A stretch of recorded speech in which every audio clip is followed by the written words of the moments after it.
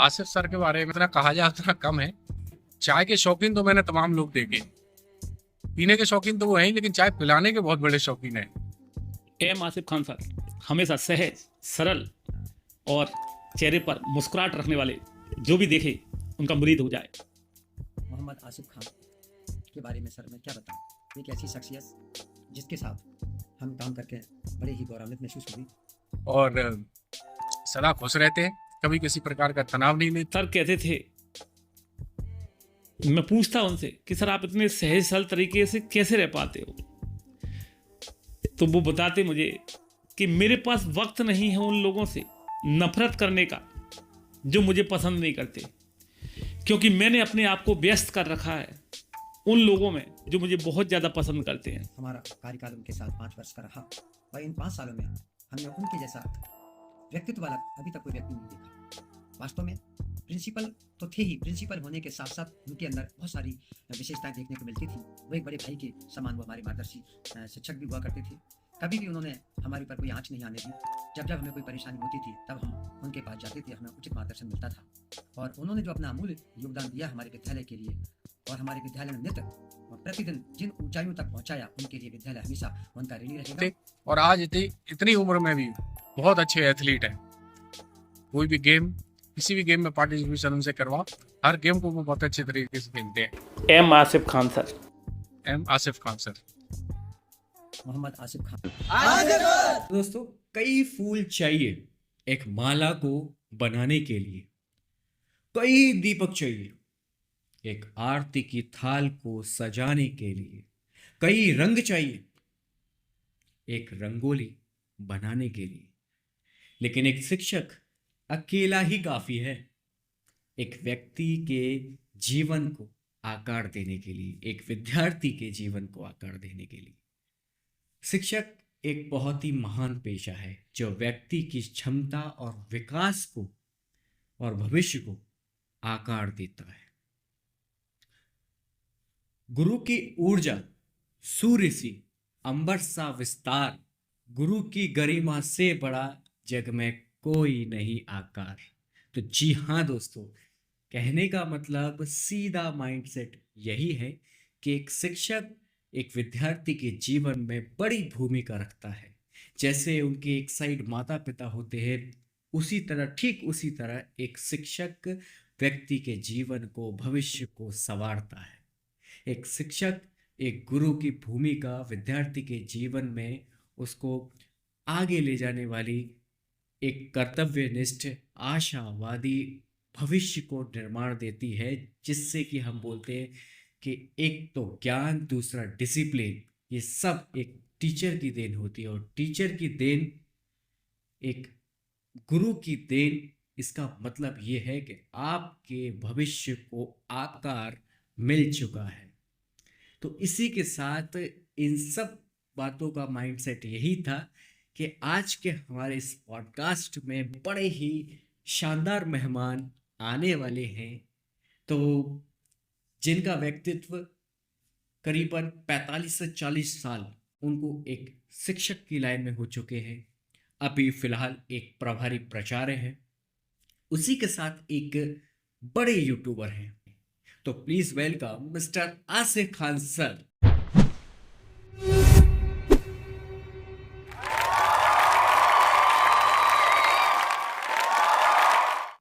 तो बहुत बहुत स्वागत है आपका इस शो में सर। Thank you. कैसा लगा आपको शो में आके? अच्छा है, नया अनुभव है। कभी सोचा नहीं था कि इस तरह से भी कोई बुलाएगा और बात करेंगे। Thank you. आपको शिक्षा विभाग में अनिल कपूरी क्यों कहते हैं? क्योंकि आप एक 60 वर्ष की आयु में भी इतना एक्टिव रहते हैं, इसका राज क्या है सर?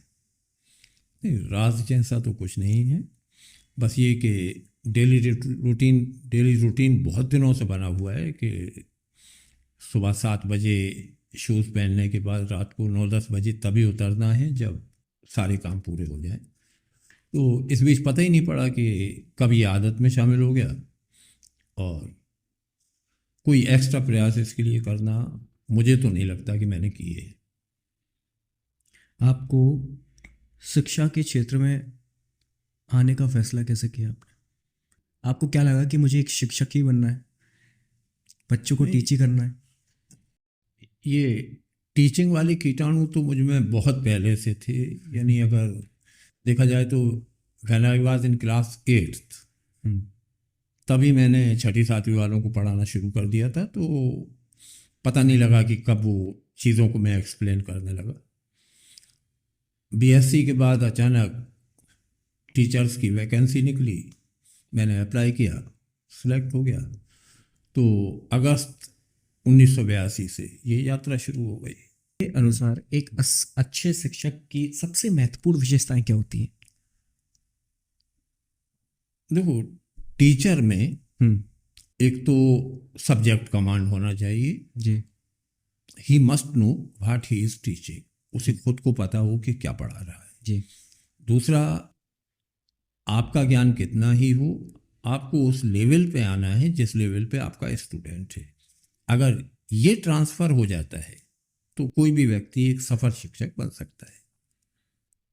आप छात्रों को प्रेरित करने के लिए क्या उपाय अपनाते हैं? विद्यार्थियों को केवल ये बता दिया जाए कि कुछ करने से उन्हें क्या फ़ायदा हो सकता है। यानी अगर बच्चे का फोकस है, वो अटेंटिवली सुन रहा है, तो फिर उसे कोई भी चीज़ समझाना मुश्किल नहीं है। हमारी क्लासरूम में अक्सर ये होता है कि टीचर बोर्ड पे अपना काम कर रहा है, पढ़ा रहा है, आगे की 1-2 बेंच में तो बच्चे पढ़ रहे होते हैं, इसके बाद फिर अलग अलग एक्टिविटीज़ उनकी चल रही होती हैं, तो they are not listening to the teacher. अगर वो शिक्षक को सुनेंगे ही नहीं तो फिर उनकी समझ में वो जो बातें आना चाहिए वो नहीं आएंगी। तो focus of the student is most important thing. आपका सबसे यादगार अनुभव क्या रहा शिक्षक लाइन में, कि जब आपने किसी छात्र की जिंदगी में बदलाव देखा हो? नहीं, ये तो बहुत हुआ, क्योंकि मैं काफ़ी दिनों तक मैंने बहुत बड़े स्तर पे पढ़ाया बच्चों को, तो बहुत सारे लोगों को सफलताएं भी मिली। कुछ ऐसे विद्यार्थी भी मिले जिनके बारे में मुझे भी यकीन था कि ये पास नहीं हो पाएंगे, लेकिन जब रिजल्ट आया और उन्होंने आके बताया कि वे पास हो गए तो अच्छा लगा।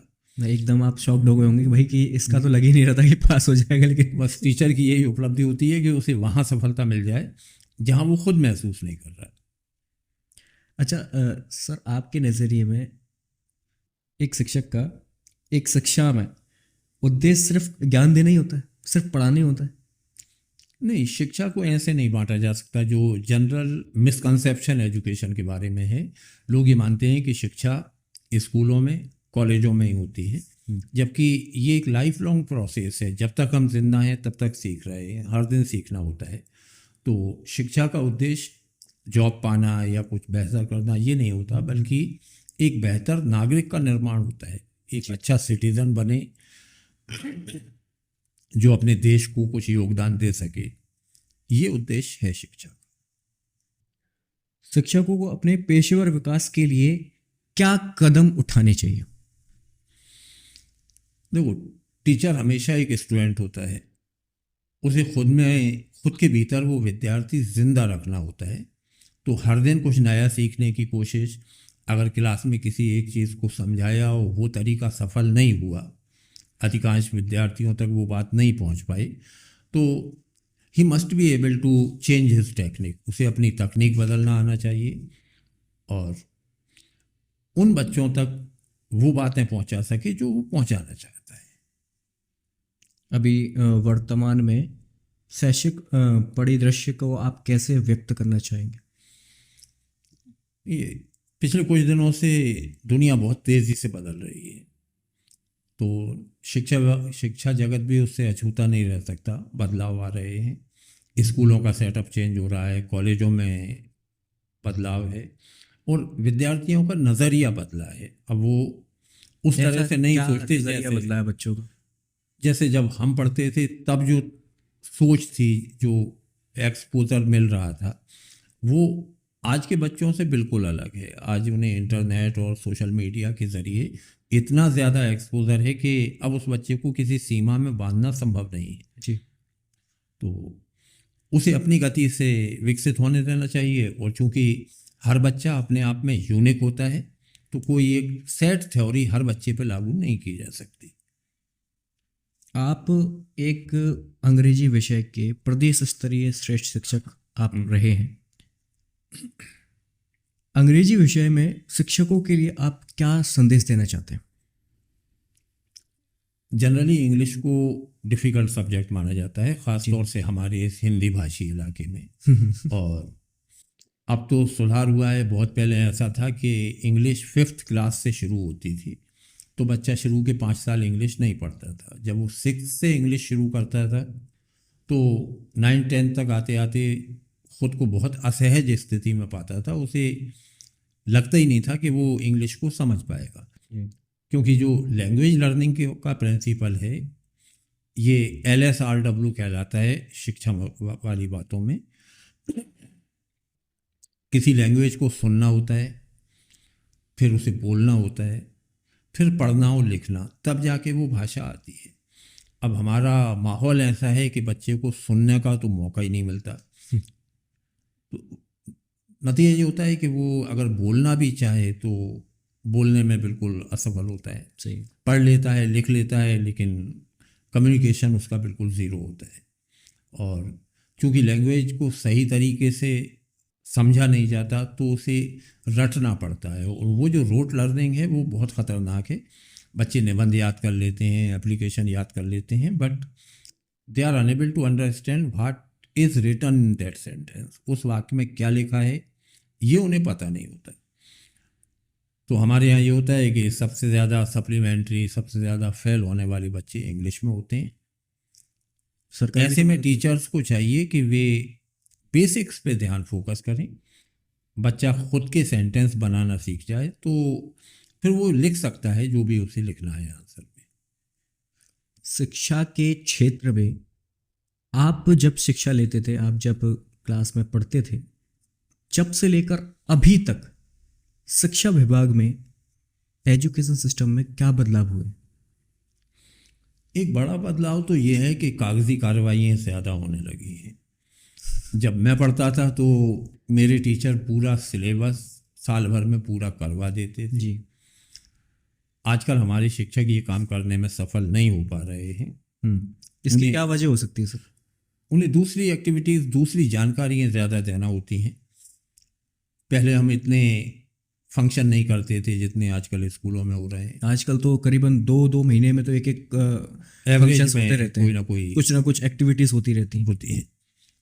तो टीचर्स को, काम करने वाले टीचर्स स्टाफ में उतने ही होते हैं। तो अगर उनकी ड्यूटी कल्चरल प्रोग्राम की तैयारी में लग गई, तो नेचुरल है कि वो क्लास तो ले नहीं पाएंगे। इसलिए पाठ्यक्रम पूरे होने में दिक्कत आती है। और अभी तो ज़्यादा दिक्कत आ रही है, आने चल के टाइम पे तो ऐसे फंक्शंस भी चल रहे हैं, एग्ज़ाम भी आने वाले हैं। तो एक शिक्षक को कितना प्रेशर आने वाला है आगे चल के, अगर ऐसा होता रहा तो? क्योंकि फंक्शंस बहुत ज़्यादा होने लगे हैं आजकल शिक्षा विभाग में। नहीं, शिक्षक तो तनाव में रहते हैं। उनका बेसिक जो काम है पढ़ाना, उसको लेके सबसे ज़्यादा चिंता होती है, क्योंकि उन्हें एक तय सीमा में पाठ्यक्रम पूरा करना होता है, उसका रिवीजन करवाना है और बच्चों को टेस्ट भी करना है कि वे उस बात को सीख रहे हैं या नहीं। इसी बीच में अगर उन्हें दूसरे कामों में लगा दिया जाता है प्रशासनिक तौर पे, तो निश्चित रूप से उनका वो जो मूल काम है वो प्रभावित होता है। अच्छा, AI, आर्टिफिशियल इंटेलिजेंस के बारे में आप क्या समझते हैं कि एजुकेशन डिपार्टमेंट में क्या प्रभाव पड़ सकता है AI द्वारा? देखो, आर्टिफिशियल इंटेलिजेंस अगले 10 साल में निश्चित रूप से हमारे जीवन में काफ़ी बड़ा स्थान लेने जा रही है। जी। उस ग्रोथ को तो रोका नहीं जा सकता, तो हमें खुद को उसके अकॉर्डिंगली एडजस्ट करना पड़ेगा, एडेप्ट करना पड़ेगा।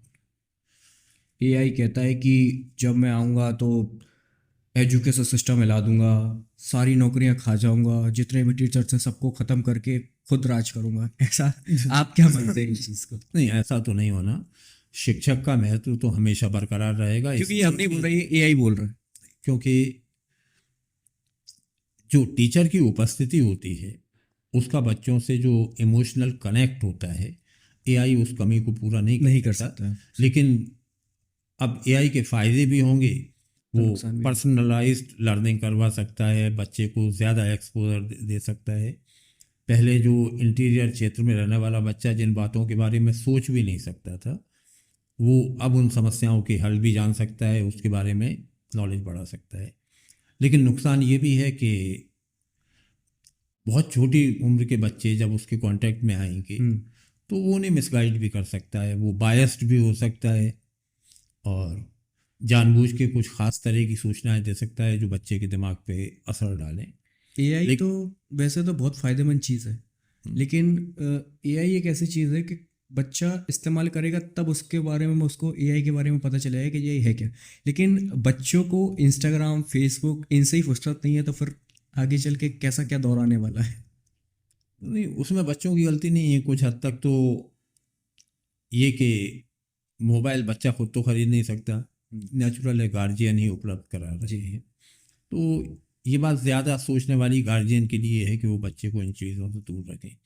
दूसरा ये कि एक अजीब सा सिद्धांत है, जो चीज़ आज अच्छी लग रही है, जिसमें आज मज़ा आ रहा है, फ्यूचर में वो निश्चित रूप से परेशान करेगी।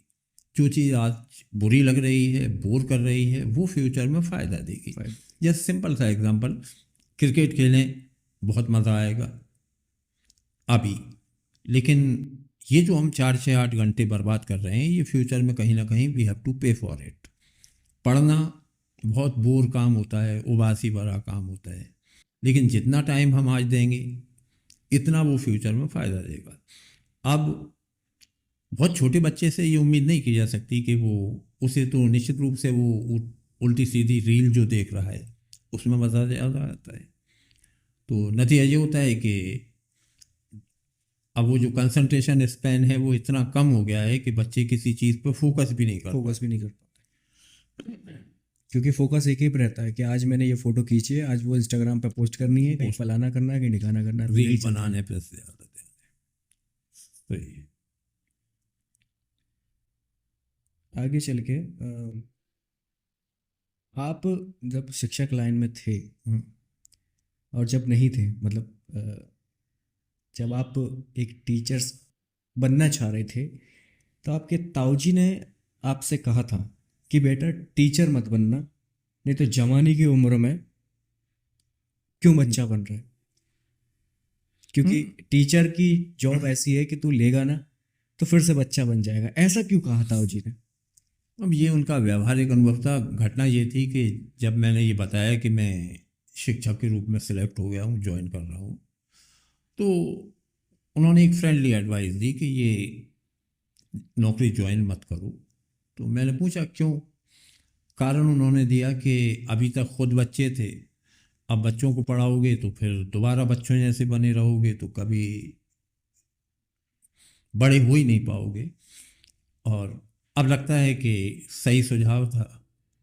वास्तव में बच्चों के साथ रहने से एक पॉजिटिव एनर्जी मिलती है जो बूढ़ा तो नहीं होने देती, और ये भी उपलब्धि पड़ी है कि 62 साल की उम्र में आने के बाद भी फिट हैं, काम कर रहे हैं और अभी भी कुछ सीखने की इच्छा बाकी है। तो वो चाइल्डहुड जो थी वो गई नहीं है।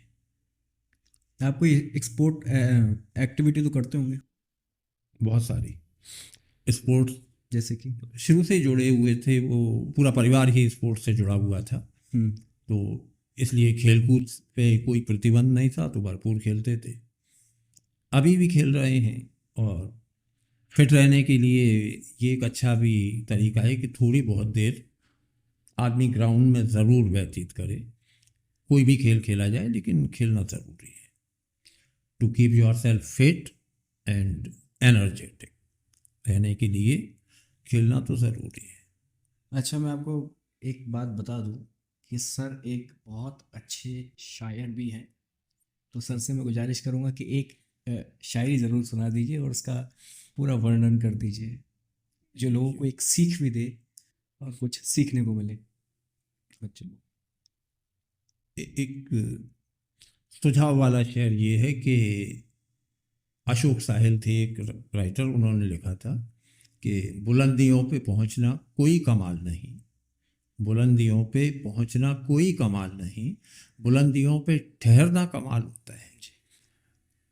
मीनिंग ये है कि एक आध बार सफलता तो किसी को भी मिल सकती है, निरंतर सफलता के शिखर पे बने रहने के लिए मेहनत करना ज़रूरी होती है, डिटर्मिनेशन होना चाहिए, तब जाके आप रह सकते हैं। आपने एक किताब तो पढ़ी होगी, पावर ऑफ सबकॉन्शियस माइंड। उसमें लिखा है कि अभी तो आपकी आंखें बंद है, जैसे ही आप आंखें खोलोगे तो आप बहुत पैसे वाले हो, बस आपको देखने की ज़रूरत है। इसका क्या मतलब है? ये power of subconscious mind book में या वैसे भी जो अवधारणा है, हमारे पास दो तरह के माइंड हैं। एक कॉन्शियस माइंड है, जैसे मालूम है कि मेरा नाम ये है, मैं यहाँ रहता हूँ, मेरी सोशल सराउंडिंग्स ये है। एक होता है सबकॉन्शियस माइंड, जो हमारे दिमाग का एक हिस्सा है, लेकिन हमारे बस में नहीं होता, लेकिन वो हिस्सा बेहद पावरफुल होता है। एक छोटा सा प्रयोग मैं बच्चों को कहा करता था जब पढ़ाता था, तो कि अगर आप सुबह उठना चाहते हैं, घर में अलार्म की कोई सुविधा नहीं है, तो पुराना दादी नानी का एक तरीका है, तकिए से कह के सो जाओ कि 4 बजे उठना है, नींद वाकई 4 बजे खुल जाती है। Now think about the power of that subconscious mind.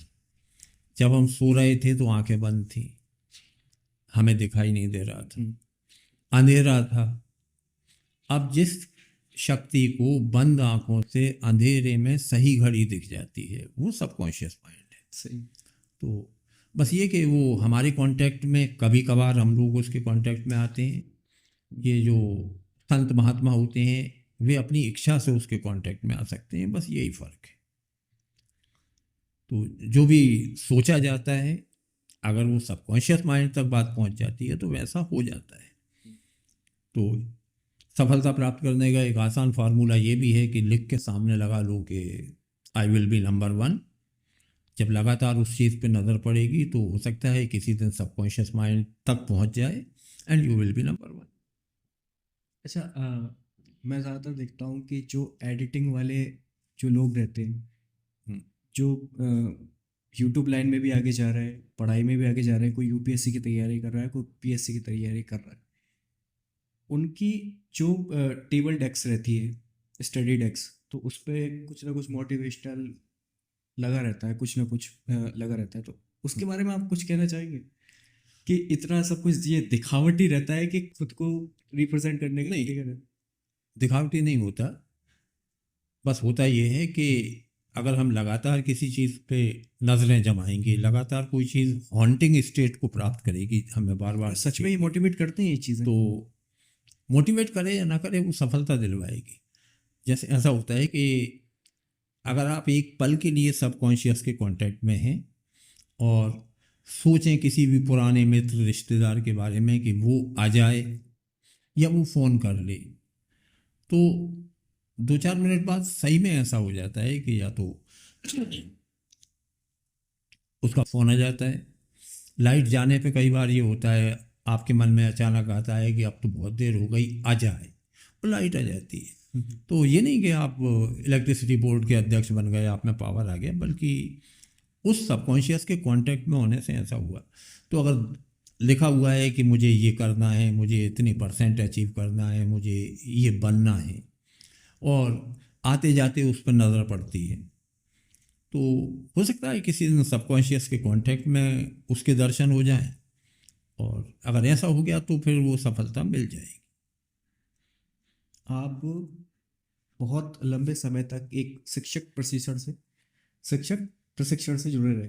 वर्तमान परिस्थितियों में शिक्षक प्रशिक्षण पर कितना प्रभावी? नहीं, ट्रेनिंग तो हमेशा प्रभावी होती है, क्योंकि हम एक डायनामिक वर्ल्ड में रह रहे हैं जहाँ हर चीज़ प्रतिदिन बदलती है। इसे ऐसे समझो कि मेरे वाले टाइम पे पाइथागोरस थ्योरम 9th क्लास में पढ़ाई जाती थी, आजकल हम पाइथागोरस थ्योरम 3rd क्लास में पढ़ा रहे हैं। तो इतना पीछे ज्ञान खिसक गया है, तो टीचर को भी आना पड़ेगा। अब ये संभव नहीं है कि क्लास में स्टूडेंट्स एंड्रॉयड फ़ोन लिए बैठे हैं और कीपैड वाला टीचर उन्हें पढ़ा दे। तो a teacher has to update himself. That is why trainings are important. Training इसलिए ज़रूरी होती है कि जो भी नया दुनिया में कहीं भी कुछ हो रहा है तो हमारे बच्चे उससे वंचित क्यों रहे, हमें भी उस काम को सीखना है। तो ज़रूरी नहीं है टीचर्स ही हों, कोई भी व्यक्ति कर सकता है समय के साथ बदलाव। करना ही चाहिए, करना ही चाहिए। क्योंकि ये टेक्नोलॉजी के क्षेत्र में ही देखें तो जब मोबाइल की शुरुआत हुई तो नोकिया का लगभग एकाधिकार था। एक ज़रा से तकनीकी गलत फैसले के कारण लगभग मार्केट से बाहर हो गए। तो अगर हम खुद को अपडेट नहीं करेंगे तो हम भी बाहर हो जाएंगे। तो एआई आपके हिसाब से सही है, होना चाहिए? नहीं, एआई के डेवलपमेंट को अब रोका तो नहीं जा सकता। नहीं जा सकता। तो हमें उसी के साथ चल के उसका मैक्सिमम यूटिलाइजेशन करना है कि हम उससे फ़ायदा कैसे उठा सकते हैं। और नुकसान तो हर चीज़ के होते हैं, क्योंकि कई लोग जो बड़ी बड़ी कंपनीज हैं, जिनके जो एक्सपर्ट हैं, ओनर हैं, वो लोग बोल रहे हैं कि एआई को बंद कर देना चाहिए, नहीं तो आगे चल के ये कितनी नौकरियां खाएगा, कितने लोगों को मार देगा, कितने लोगों के घर बर्बाद कर देगा। नहीं, वो जॉब्स तो निश्चित रूप से कम होंगी, लेकिन उस ओवरऑल सिस्टम को कंट्रोल करने कोई तो चाहिए, नए तरह के लोग चाहिए। और फ्यूचर में जो होने वाला है उसका अंदाज़ा लगाना बहुत आसान नहीं होता। जैसे गूगल को स्थापित हुए अभी कितने दिन हुए होंगे, तो अब वहाँ 40 साल का जो आदमी काम कर रहा है उसने तो अपनी पढ़ाई में ऐसा कुछ पढ़ा ही नहीं है जो गूगल से रिलेटेड हो, क्योंकि तब उसका अस्तित्व नहीं था। तो हमेशा हमें नई परिस्थिति मिलती है, नई सिचुएशंस में नए सॉल्यूशंस आते हैं। तो होप फॉर द बेस्ट कि एआई भी फ़ायदेमंद रहेगी और इसके नुकसान वैश्विक स्तर पे लोग सोचेंगे और उन्हें कंट्रोल करेंगे। आजकल परीक्षा के समय भी बहुत ज़्यादा देखा जा रहा है, क्योंकि भारत में धीरे धीरे परसेंट्स बढ़ ही रही हैं कि जो बच्चे पढ़ाई में कम होते हैं या मार्क्स कम आ जाते हैं तो वो आत्महत्या कर लेते हैं। आपके हिसाब से आप कुछ ऐसा बताइए कि बच्चे ग्रोथ भी करें, पढ़ाई पे ध्यान भी दें, और ये उल्टी सीधी हरकत जो जानलेवा चीज़ें रहती हैं, कोई जहर खा लेता है, कोई कुछ कर लेता है, तो ये चीज़ पर कैसे रोक लगाई जा सके? बच्चों के लिए आपकी क्या रणनीति रह सकती है? आप एक बार विस्तार से बच्चों को, ये सिर्फ ये जो क्लिप रहेगी वो बच्चों के लिए रहेगी, तो एक बार बताइए।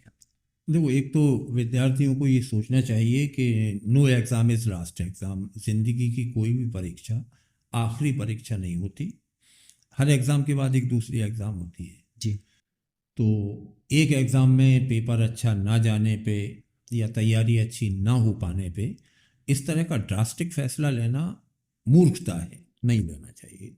दूसरी बात ये कि मार्कशीट के जो नंबर हैं वो केवल क्षणिक संतुष्टि देने वाले हैं।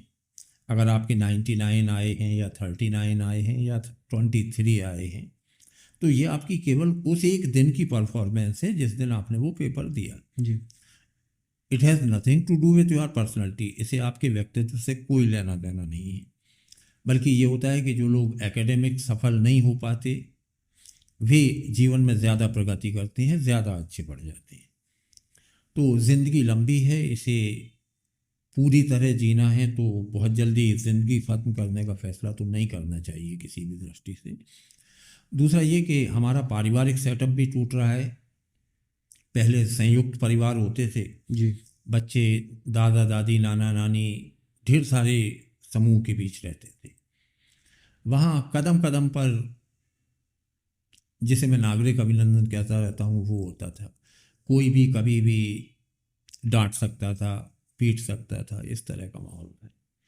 आजकल के बच्चे सिंगल चाइल्ड या 2 बच्चे वाली फैमिली हमारे साथ है तो बच्चों ने तनाव झेला ही नहीं है, अपमान सहा नहीं है। ऐसे में जब वो पहली बार किसी परीक्षा में असफल होते हैं, मार्क्स कम आते हैं तो डिप्रेशन में चले जाते हैं। ऐसा नहीं करना चाहिए।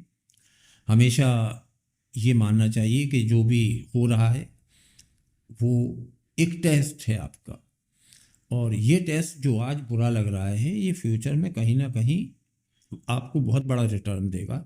तो बी ऑप्टिमिस्टिक, आशावादी रहें एंड बिलीव इन गॉड ईश्वर में विश्वास रखें कि he has decided something for you, उसने आपके लिए कुछ और सोच रखा है। उसने केवल हाई स्कूल पास होना, हायर सेकेंडरी पास होना, आईआईटी में जाना ये डिज़ाइन नहीं किया, बल्कि he has designed something else for you, वो उसने आपके लिए कुछ और सोचा है। और वहाँ तक पहुँचने के लिए आपका रहना ज़रूरी है। और हमेशा ध्यान में रखना चाहिए बच्चों को कि उनका अस्तित्व उनके माता पिता के लिए, परिवार के लिए, शिक्षकों के लिए और बड़े स्तर पे देश के लिए बहुत कीमती है, उसकी रक्षा की जाना चाहिए।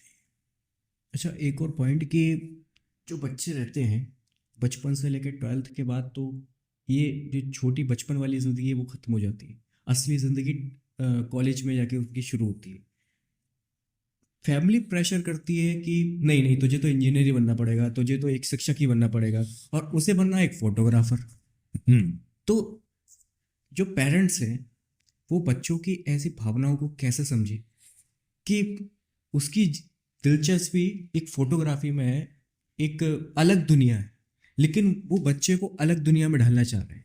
आगे चल के बच्चे जैसे इंजीनियरिंग कर ली, सक्सेस हो गए, लेकिन उनको इंटरेस्ट नहीं है, फिर उल्टा वहीं दौड़ेगा। तो ऐसा मतलब क्या है ऐसा करने का? तो आप एक बार ये एक तरह से पेरेंटिंग फेलियर है। असल में होता ये है कि जब बच्चे का जन्म होता है तो माता पिता उम्मीदें लगाते हैं, और ख़ास तौर से वो सारी उम्मीदें ज़रूर लगाते हैं जो वो खुद नहीं कर पाए। मैं खुद डॉक्टर नहीं बन पाया तो मेरी हिडन डिज़ायर रहेगी कि बेटा ज़रूर डॉक्टर बने। अब वो बेटा पैदा हुआ है आर्टिस्ट बनने के लिए। ये एक ये इम्पोर्टेंट बात है कि हर बच्चा यूनिक होता है और वो किसी एक ख़ास पर्पज़ के लिए दुनिया में आया है जी। जितनी जल्दी वो उस पर्पज़ को ढूंढ लेगा उतना सक्सेसफुल वो रहेगा। अब इसमें हमारे लोग जो होते हैं वो हमारी इच्छाओं से बच्चे पे दबाव डालते हैं। नहीं होना चाहिए। एक तुलना होती है, उनका लड़का बन गया तो बच्चे के दिमाग पे एक प्रेशर बनना शुरू होता है। जब वो छोटा सा होता है तब तो उन बातों को मानता है, लेकिन जब बड़ा होता है तो फिर उसे लगता है कि उसके साथ तो चीटिंग हो गई, और नतीजा ये होता है कि ड्रॉप आउट की समस्या आती है, लोग छोड़ देते हैं। और ड्रॉप आउट के बाद भी लोग सफलता प्राप्त करते हैं। ऐसा नहीं कि किसी एक खास फील्ड में नहीं गए तो हमें सफलता मिलेगी नहीं, मिलती है। बाकी पेरेंट्स को थोड़ा सा सचेत होना चाहिए, चाइल्ड साइकोलॉजी की थोड़ी सी समझ होना चाहिए कि बच्चा जो करना चाहता है, जितना कैपेबल है। एक बार की घटना है कि बिटिया ने जब जेई दिया तो सेंटर बाहर था कहीं, उसकी 2-4 सहेलियों के साथ हम लौट के आ रहे थे। तो जो साथ वाले थे वो बड़े दुखी थे इस बात से कि बच्चे उतने अच्छा परफॉर्म नहीं कर पाए। तो मैंने उनसे कहा था कि ये बच्चे अपने हैं तो उतना ही परफॉर्म करेंगे जितना अपन कर सकते हैं। ये सुपर ह्यूमन नहीं है कि एकदम किसी बड़ी घटना को। तो माता पिता को ये सोचना चाहिए कि बच्चों की भी लिमिटेशंस होती हैं, उनके अपने रुझान होते हैं जिस चीज़ के लिए वे बने हैं, तो उन्हें वो करने का मौका दिया जाए। अच्छा, राष्ट्रीय शिक्षा नीति 2020 में क्या नया है? ये समाज पे, बच्चों पे, शिक्षकों पे क्या बदलाव डाल सकता है? थ्योरेटिकली तो जितनी अच्छी अच्छी बातें हो सकती थी वो सब उसमें समावेशित की गई हैं। अभी तक ये होता था कि आर्ट्स वाले अपने आप को एक अलग झुंड मानते थे, साइंस एक अलग झुंड होता था, कॉमर्स एक अलग था। अब ये विषय बंधन ख़त्म होने जा रहा है। एक ही बच्चा चाहे तो गणित के साथ इकोनॉमिक्स, इकोनॉमिक्स के साथ एग्रीकल्चर पढ़ सकता है। इससे बहुत बड़ा बदलाव आएगा कि बच्चे की रुचि जिस फील्ड में है, जिस क्षेत्र में है, वहाँ वो काम करेगा। और बाद में जब वो किसी स्पेसिफिक फील्ड में जाना चाहता है उस सब्जेक्ट को पढ़ेगा। तो थोड़ा टाइम लगेगा, लेकिन जब ये नीति पूरी तरह लागू हो जाएगी तो निश्चित रूप से देश की दिशा और दशा दोनों बदलेगी। अच्छा, आपकी नज़र में सीएम जो है उन्होंने सीएम राइज विद्यालय बनाए, पीएम श्री जो पीएम हैं उन्होंने पीएम श्री विद्यालय बनाए, तो इन दोनों में फ़र्क क्या है? क्या विशेषता है इन दोनों स्कूलों में? नहीं, बेसिक उद्देश्य ये था कि ज़्यादा योग्य, ज़्यादा प्रतिभाशाली, ज़्यादा टैलेंटेड टीचर्स तो हमारे पास हैं। शिक्षा विभाग में हमारे पास जो लोग हैं वे बेहद प्रतिभाशाली हैं, लेकिन हमारे स्कूल की जो बिल्डिंग है वो उतनी अट्रैक्टिव नहीं थी। तो जो CM राइज स्कूल की संकल्पना थी वो ये थी कि अगर हमारी बिल्डिंग भी वैसी हो जाए जैसी प्राइवेट स्कूल वालों के पास है, क्योंकि मैक्सिमम लोगों का मूल्यांकन करने का तरीका ही ये होता है, स्कूल के सामने खड़े होते हैं, बिल्डिंग देखते हैं और फिर कहते हैं कि अच्छा स्कूल है। स्कूल बिल्डिंग से अच्छा नहीं होता, स्कूल अच्छा होता है उसमें पढ़ाने वाले टीचर्स से। जी। जबकि प्राइवेट स्कूलों में उनकी झांकी बहुत अच्छी होती है, no doubt they have money, दिखावटी जो रहता तो डेकोरेशन तो बहुत अच्छा करते हैं, लेकिन टैलेंट हमारे पास है। तो शासन स्तर से ये सोचा गया कि अगर हम भी अपने विद्यालयों को उतना अट्रैक्टिव करते हैं जैसा दिल्ली में प्रयोग हुआ, तो उसी तर्ज पे हमने ये प्रयास किया कि कुछ बेहद सुविधा संपन्न स्कूल बनाए जाएं जो बच्चों को उन स्किल्स को प्रदान कर सके जो 21st सेंचुरी में ज़रूरी होंगी। अभी हम जो बात कर रहे थे AI और इस तरह की चीज़ें तो डेवलप होना। बच्चे को खेलकूद का मौका भी मिलेगा। ज़्यादातर ये देखने में आ रहा है कि ज़्यादातर जितने भी गवर्नमेंट टीचर्स हैं उनके जितने भी बच्चे हैं ना वो सारे प्राइवेट स्कूलों में जा रहे हैं। ऐसा क्यों? ऐसा शिक्षा दे रहा है गवर्नमेंट स्कूल में, लेकिन उसके बच्चे जा रहे हैं प्राइवेट स्कूलों में। ऐसा क्यों? ये पिछले 20-30 साल का बदलाव है। 92 में मैंने एक्सीलेंस स्कूल जो आजकल बन गया, ये उन दिनों में नंबर 1 हुआ करता था। तब यहाँ तत्कालीन कलेक्टर के बेटे को 11th क्लास में पढ़ाया था। माने उन दिनों में इवन कलेक्टर के बेटे तक सरकारी स्कूलों में पढ़ते थे। आज हालत ये है कि कोई भी पढ़ाने तैयार नहीं है। तो ये जो ओवरऑल इमेज ख़राब हुई, इसके पीछे बहुत सारे कारण हैं। हमने स्कूल तो खोले, लेकिन स्कूल में वो इंफ्रास्ट्रक्चर नहीं दे पाए जो होना चाहिए, वो सब्जेक्ट टीचर नहीं दे पाए जो होना चाहिए। अब अगर आपके स्कूल में एक किसी इम्पोर्टेंट सब्जेक्ट का टीचर नहीं है, तो पहले इतनी लिबर्टी नहीं थी प्रिंसिपल को कि वो अपनी मर्जी से कोई एक टीचर अपॉइंट कर सके। लोगों ने जब इन सब स्थितियों को देखा कि शासकीय तौर पे हम टीचर्स को अरेंज नहीं कर सकते, तो धीरे धीरे वे प्राइवेट स्कूलों की तरफ बढ़ गए।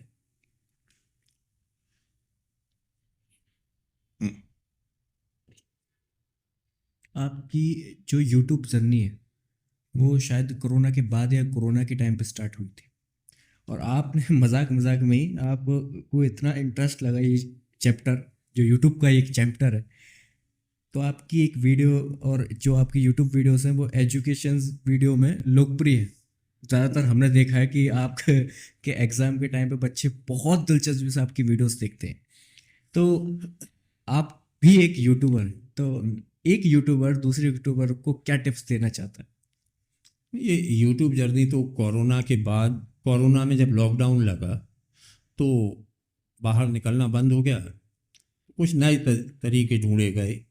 उन दिनों में मैं एक्सेलेंस स्कूल में था, तो हमने ये डिज़ाइन किया कि रोज़ शाम को मीटिंग करेंगे ऑनलाइन, जिससे सबकी राज़ी खुशी के समाचार मिल सकें। बच्चों को भी ऑनलाइन क्लास पढ़ाने के लिए बातें हुई।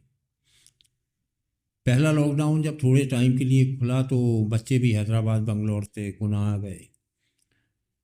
नतीजा ये हुआ कि उनके ज्ञान का हमने उपयोग किया, उन लोगों से बोला कि बताओ ये होता कैसे, और उतना सीख लिया जितने से काम चल सकता है। अब चूंकि वीडियो इंग्लिश का है, ग्रामर का या किसी भी कंपोजिशन का, तो एग्ज़ाम साल में 3-4 बार होती है। सेशन शुरू होता है तो क्वार्टरली एग्ज़ाम होती है, फिर 6 मंथली, फिर प्री बोर्ड, फिर बोर्ड, फिर सप्लीमेंट्री, ऐसा एक साइकिल चलता है।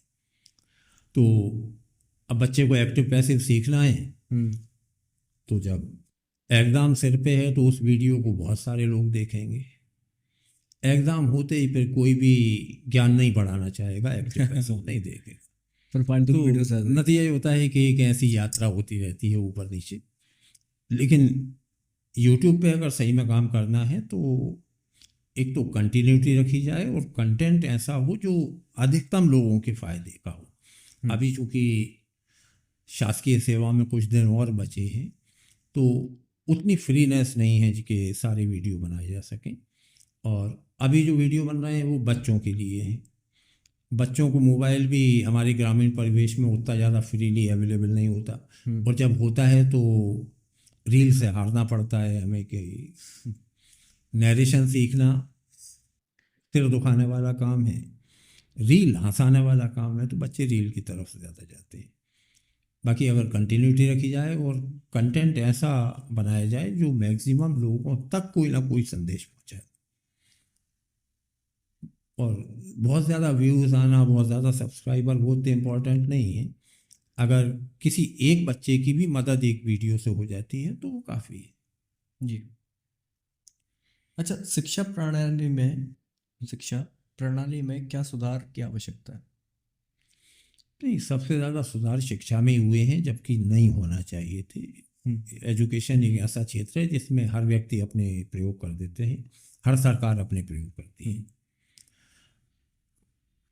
हम लोग पिछले एजुकेशन सिस्टम का नतीजा हैं, सफल हैं, तो ये नहीं कहा जा सकता कि पिछली एजुकेशन खराब थी। तो शिक्षा प्रणाली को भी अब जो नई चुनौतियां, नई खोजें हो रही हैं, उनके हिसाब से एडजस्ट करना होता है। तो उतने चेंजेस तो आना ज़रूरी है। ठीक भी नहीं है। It is beyond our. तो पुरानी पेंशन के बारे में आप क्या कहना चाहेंगे?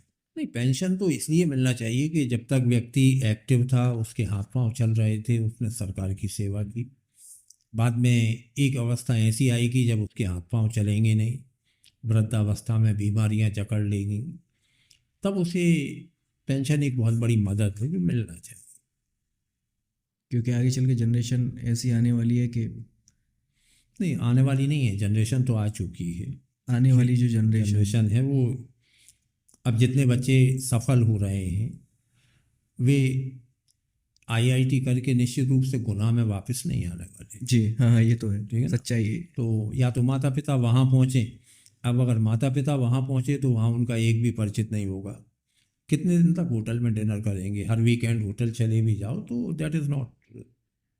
हमारा पूरा परिचय यहाँ पे है, और यहाँ रहेंगे तो फिर स्थिति ये बनेगी कि जब भी उनका स्वर्गवास होगा तो बच्चा वहाँ से चलेगा, उतनी देर तक वे यहाँ रखे रहेंगे। तो एक अजीब सा सोशल क्राइसिस है। बच्चे सफल हो जाते हैं तो फिर अकेला जीवन जीना होता है माता पिता को, और उस हालत में अगर पेंशन मिलती रहे तो कम से कम एक सम्मानजनक जीवन भी जी सकते हैं। तो ओपीएस ही बेहतर विकल्प था। आपने सर एजुकेशन में क्या क्या किया है वैसे? क्योंकि आप एक शिक्षक हैं, तो आपने कैसे, क्या हुआ, प्रोसेस क्या रही आपकी? मेरी क्योंकि आपने पीएससी के एग्ज़ाम भी फाइट किया है, तो एक बार बताइए आप सर। सम अप करें तो ऐसा है कि बीएससी करने के बाद टीचर में सिलेक्शन हो गया। उन दिनों में पहले ट्रेनिंग के लिए आजकल जो डाइट है, ये पहले बीटीआई हुआ करती थी, वहाँ भेजते थे। उन 2 साल में हमने एमए इकोनॉमिक्स किया, बाद में एमएससी जूलॉजी में, उसके बाद एमए अंग्रेजी। प्रमोशन में इंग्लिश ने लाभ दे दिया तो इंग्लिश टीचर बने, और इंग्लिश बच्चों को समझ में आने लगी तो एक सफल शिक्षक बने। बाद में डाइट में जब पहुँचे तो चूँकि ट्रेनिंग इंस्टीट्यूट है तो एमएड किया, यानी इन 4 सब्जेक्ट में पोस्ट ग्रेजुएशन था। बाकी डिग्री से कुछ होता जाता नहीं है। जो प्रैक्टिकल लाइफ है, प्रैक्टिकली जो महसूस करना हो, काम करना होता है, वो अलग चीज़ है। अच्छा, आप इससे पहले जो अभी आप प्रभारी प्राचार्य आप क्रमांक 2 के हैं, उससे पहले आप उत्कृष्ट विद्यालय के एक प्रभारी प्रिंसिपल रह चुके हैं, तो आपका उत्कृष्ट विद्यालय के स्टाफ के साथ उसका उत्कृष्ट विद्यालय का एक्सपीरियंस कैसा रहा? देखो, ऐसा हुआ था कि शायद 2017 में जो कमिश्नर थी जयश्री कियावत मैम, उन्होंने ये आदेश निकाला कि चूंकि एक्सलेंस स्कूल में बच्चे एग्ज़ाम से आते हैं तो टीचर्स भी एग्ज़ाम से आना चाहिए। जी। नतीजा ये हुआ कि एक ऑनलाइन एग्ज़ाम हुई। मैं उन दिनों में मकसूदनगढ़ में था, यहाँ से 85 किलोमीटर दूर से, तो मैंने भी अप्लाई कर दिया। हालांकि जब अप्लाई किया तो उसके पहले 14 साल से मैं पढ़ाने से दूर था। 2004 में डाइट पहुंचा। डाइट में एक अलग तरह की ट्रेनिंग वाला कल्चर होता है। फिर 4 साल मकसूदनगढ़ में संकुल प्राचार्य रहा, तो वहाँ दूसरे तरह के काम थे। यानी पूरे 14 साल से अंग्रेजी से दूर रहा। लेकिन जब एग्ज़ाम हुई तो पेपर दिया और कुछ संयोग था कि प्रदेश में फर्स्ट रैंक मेरी थी, तो यहाँ एक्सलेंस में आ गए। 5 साल बहुत अच्छे बीते, चूँकि सारे लोग एग्ज़ाम से आए थे, एनर्जेटिक थे और पॉजिटिव एनर्जी से भरे हुए थे। अभी जब नंबर 2 ज्वाइन किया तो मुझे एक्सलेंस भी वैसा ही मिला था जैसा आजकल नंबर 2 है। तो मुझे मुनीर नियाज़ी का एक शेर याद आया था कि एक और दरिया का सामना था मुनीर मुझको, एक और दरिया का सामना था मुनीर मुझको, मैं एक दरिया के पार उतरा तो मैंने देखा। तो अब दोबारा ये स्कूल है, लेकिन अब चूँकि टाइम ज़्यादा बचा नहीं है, फिर भी देखते हैं जितना हो सकता है उतना प्रयास करें। टाइम ज़्यादा बचा नहीं है, लगभग आपके 6 से 7 महीने रिटायरमेंट में बचे हुए हैं। जुलाई में आपका रिटायरमेंट है, तो आपका प्लान क्या है रिटायरमेंट के बाद? आप करना क्या चाहते हैं? एक यूट्यूब जर्नी को आप कैसे आगे बढ़ाना चाहते हैं? आप क्या करने वाले हैं? नहीं, प्लानिंग में मैं ज़्यादा भरोसा इसलिए नहीं करता कि आज तक मैंने जो भी प्लानिंग की है कभी सफल नहीं हुई। सफल हमेशा वो होता है what God has decided for you.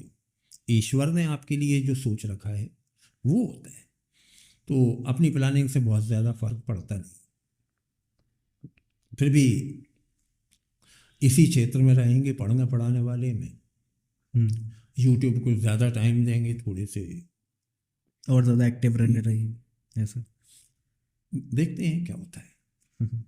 आपकी छोटी बेटी है निक्की, जब LKG UKG में थी तो उनका एक्सीडेंट हुआ था और आपको पहले से प्रतीत हो गए थे, कैसे? वो एक अजीब घटना थी।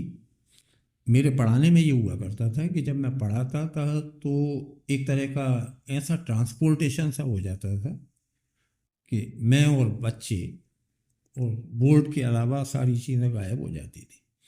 बहुत मुश्किल है, ये एक समाधि अवस्था जैसी कुछ होती है जब आप अपने अस्तित्व को, अपने आसपास के परिवेश को पूरा भूल जाओ, योग में जैसा करते हैं। एक ध्यान, तो एक ये ध्यान अवस्था होती थी, पढ़ाते में अक्सर आती थी। तो सुबह शायद BSc फाइनल वगैरह का कोई बैच था, उन लोगों ने फरमाइश की कि रोड एक्सीडेंट पर रिपोर्ट लिखना है। मैंने रोड एक्सीडेंट पर रिपोर्ट लिखाना शुरू की, जो मन में आती गई, टकरा दिया और गिरा दिया, हाथ पांव सिर में चोट लगा दी। मैं रिपोर्ट लिख के निपटा, तब तक फ़ोन आया कि वो ऑटो जिससे बच्चे जाते थे वो पलट गए। और जब उन लोगों को देखा तो वास्तव में चोटें वहीं लगी थी जहाँ जहाँ मैंने बोर्ड पे लिख के आया था। तो फिर अगली बार से मैंने ये रिपोर्ट कभी नहीं लिखाई। रोड एक्सीडेंट मैंने बता ज़रूर देता था क्योंकि एग्ज़ाम में आती थी। आपके हिसाब से ऐसा कैसे हुआ कि आपने बोर्ड पे लिखा और बिल्कुल एक नहीं, ये हो जाता है अगर पढ़ाते समय आप कहीं खो जाएं या कोई भी काम करते समय कहीं खो जाएं। तो जैसे एक घटना में बताता था, भले ही जुलाई अगस्त में पढ़ाते में मुझे बोर्ड पे क्वेश्चन लिखते लिखते ये लगता था कि ये आना चाहिए। हालांकि ये तब की स्थिति थी जब बोर्ड ने पेपर भी नहीं बनवाए होते थे, फिर भी मैं पढ़ाते में बच्चों से कह देता था कि ये आएगा। बच्चे उस पर तारीख डाल के नोट कर देते थे कि सर ने कहा था कि ये आएगा। बाद में कई लोगों ने आके बताया कि सब पेपर जब आया तो वो क्वेश्चन वास्तव में आया था। अब उस अवस्था में उस क्वेश्चन के बारे में ये पता लगा लेना, जब पेपर भी नहीं बना है तब ये अंदाज़ा कि ये क्वेश्चन आएगा, तो चाहे तो इसे ईश्वरीय कृपा मान लो या एक तरह की ध्यान अवस्था जिसमें कहीं कुछ ऐसा, अब क्यों होता है ये आवाज़, इसका कोई लॉजिकल एक्सप्लेनेशन नहीं है, लेकिन अभी भी होता है। अगर मैं पढ़ा रहा हूँ, पढ़ाते में मुझे भीतर से लगे कि ये आना चाहिए, चीज़ें आती हैं। अच्छा, अभी कुछ समय बाद ही बोर्ड एग्ज़ाम आने वाले हैं, तो आप बच्चों को क्या कहना चाहेंगे कि करीबन 2 से 3 दिन बचे हुए हैं एग्ज़ाम में, बच्चे ऐसा क्या करें कि एक अच्छे खासे मार्क्स ला सके? ऐसा कैसा कॉन्सेंट्रेट करें कि जो मैथमेटिक्स हो या इंग्लिश सब्जेक्ट हो या साइंस सब्जेक्ट हो, इन सब्जेक्टों में अच्छे मार्क्स कैसे लाएं? नहीं, मार्क्स तो हर सब्जेक्ट में अच्छे आ सकते हैं। असल में इस एक बात को समझना चाहिए कि पेपर में आधे नंबर तो होते हैं अपनी तैयारी के, आधे नंबर होते हैं हिम्मत के। बच्चे अक्सर गलती यहाँ कर जाते हैं कि जितना आ रहा है उतना लिखते हैं, जितना आप तैयार करके गए और उनमें से जितना हिस्सा परीक्षा में आ गया उसका नेचुरल है आप आंसर लिखेंगे। बहुत सारा हिस्सा ऐसा होगा जो पेपर में नहीं ऐसा पूछा गया है जो आप तैयार करके नहीं आए, लेकिन वो पूछा तो उसी चैप्टर से गया है ना जो आप पढ़ के आए हैं। मान लीजिए आप कोई एक स्टोरी याद कोर्स में है, उस स्टोरी में कोई क्वेश्चन आया, आपको वो एग्जैक्ट उस प्रश्न का आंसर याद नहीं है, लेकिन कुछ तो याद है, तो उसे लिखना चाहिए। अब यहाँ थोड़ा सा लैंग्वेज बैरियर आ जाता है, क्योंकि उनका भाषा पे उतना नियंत्रण नहीं होता, छोड़ आते हैं। पेपर 100 मार्क्स का 100% हल होना चाहिए। इसे ऐसा समझा जा सकता है कि मान लो 75 नंबर का पेपर है, हम 50 मार्क्स का पेपर हल करते हैं, बहुत अच्छी बहुत डेकोरेटिव राइटिंग में लिख दें, तो भी जांचने वाला मोर देन 50 मार्क्स तो नहीं दे सकता, क्योंकि हमारा अटेम्प्ट ही 50 नंबर का है। अब अगर हम इस राइटिंग को थोड़ा ख़राब कर लेते और बचे हुए 25 मार्क्स का भी हल कर देते, तो मार्क्स निश्चित रूप से 50 से तो ज़्यादा आते, और वो जो नंबर होते वे हिम्मत के नंबर थे। जैसे एप्लीकेशन वो वाली आपको याद नहीं है जो एग्ज़ाम में आई, लेकिन कोई एप्लीकेशन तो याद होगी ना, क्यों होगी, उसे लिखो और बीच में वहाँ वैसा लिखने की कोशिश करो जैसा पूछा गया है। हो सकता है आपसे सही सेंटेंस बन जाए, हो सकता है ना भी बने, लेकिन अगर वो एप्लीकेशन लिख दी तो कुछ तो मिलेगा। जी, ये हिम्मत के नंबर हैं। तो ये हिम्मत वाला फार्मूला हर सब्जेक्ट पर लागू होता है। बच्चों को पूरा 3 घंटा पेपर में रुकना चाहिए। हमारे यहाँ ये भी एक अजीब सिस्टम है, 2 घंटे के बाद ही वो उठ के खड़ा हो जाता है, वो कहता है कि हो गया, जबकि वो पेपर 3 घंटे का था, तो 2 घंटे में हो भी नहीं सकता। पूरा 3 घंटे वेट करें और पूरा पेपर सॉल्व करें तो सफलता मिलेगी। अच्छा, मैंने ये देखा है कि जब वैल्यूएशंस होते हैं, जब कॉपियाँ बोर्ड की चेक होती हैं, तो उसमें देखा जाता है कि कोई 500 रुपये का नोट रख रहा है, कोई 1000 रुपये का नोट रख रहा है, और कोई उसमें शायरी लिख रहा है, कोई मोहतरमा के बारे में लिख रहा है, कोई कुछ लिख रहा है। और इंग्लिश में तो ऐसी तड़ाके की इंग्लिश रहती है कि पता ही नहीं कर पाओ कि आगे चल के शुरू कहाँ से हुआ और एंड कहाँ से हुआ।